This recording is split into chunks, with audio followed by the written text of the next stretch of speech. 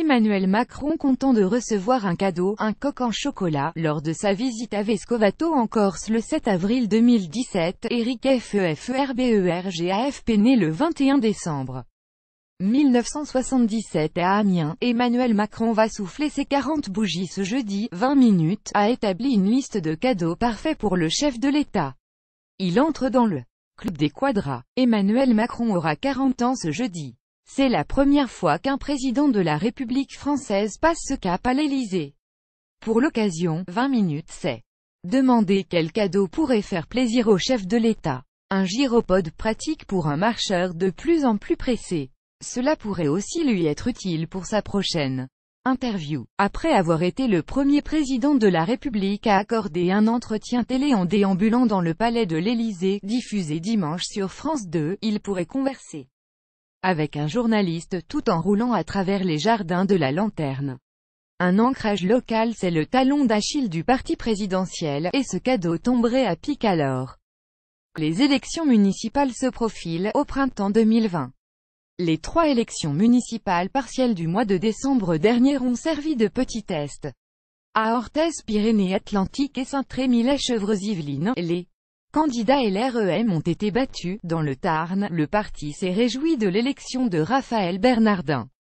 Or ce dernier avait déclaré à France 3 Occitanie que sa liste ne se revendiquait pas du parti présidentiel. Les scrutins de 2020 s'annoncent donc difficiles pour les marcheurs.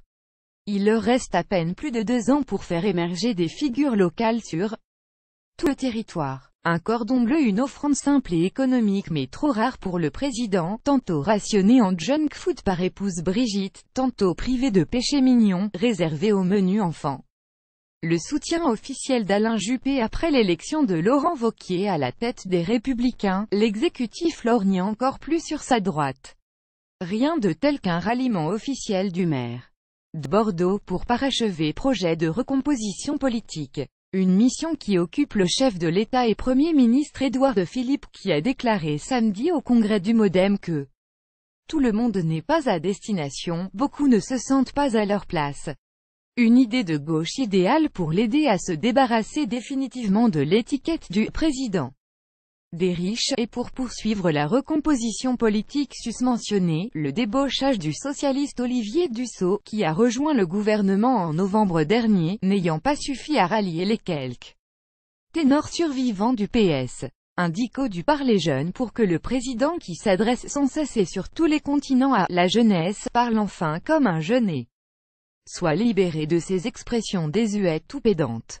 Exit les croquignolesques, esprit chagrin, galimatia, et locution latine, plus propice à flatter électorat senior que les futures générations.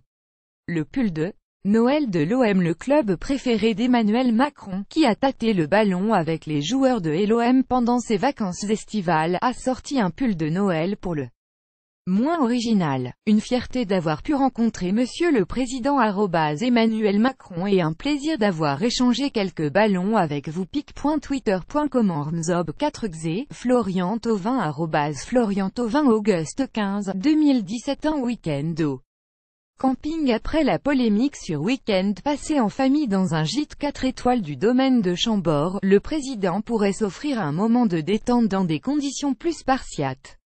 Un recueil des poèmes d'amour de Castaner. Le secrétaire d'État en charge des relations avec le Parlement a déclaré au mois de septembre qu'il assumait la dimension amoureuse de sa relation avec le chef de l'État. Ce dernier est sensible à la poésie. Une compilation des plus belles envolées lyriques de Christophe Castaner devrait donc le ravir. Plus grand que à lire aussi quiz. Devinez qui a déclaré sa flamme au président Macron.